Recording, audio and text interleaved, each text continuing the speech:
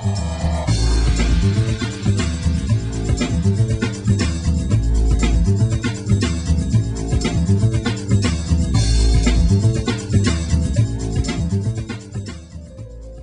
at it from the outside, it's easy, but it's not easy from the inside. Thinking of going is just as terrible as staying. It's the unknown. Being on your own. There's something. And I know it won't last, and I know I'm a fool to pretend, but when it gets something like how I'd like it to be, and I start to feel happy. My mother always taught me that the marriage is sacred and you should try your hardest to make it work for better or worse. I know what I should do,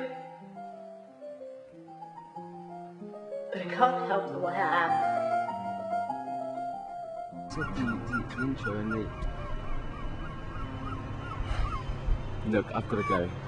Speak to you later. What do you want? So how's things? Look, just get on with it. Want to go for a coffee, usual place? For Christ's sakes, what do you want? I'm pregnant.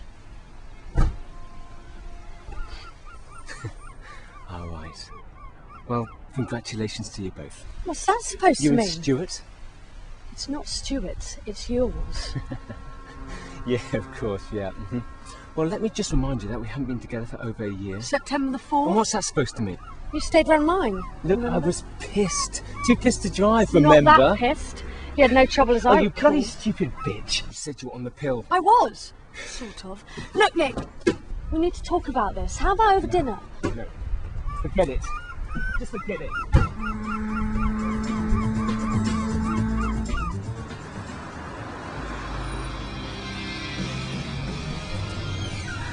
Look, I'm just saying, you should have checked it before buying it.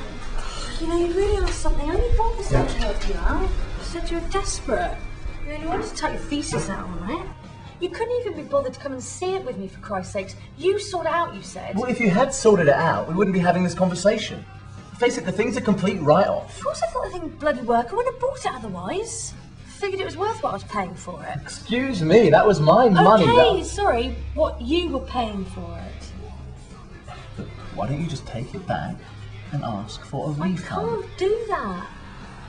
Look, I can't go back to that sweet old lady and ask for money back. She thought she was doing me a favour. She didn't even want to take any money for it. Said it was just gathering dust. I was the one who insisted. This all sounds a bit dodgy to me. What? Think I deliberately tried to con you?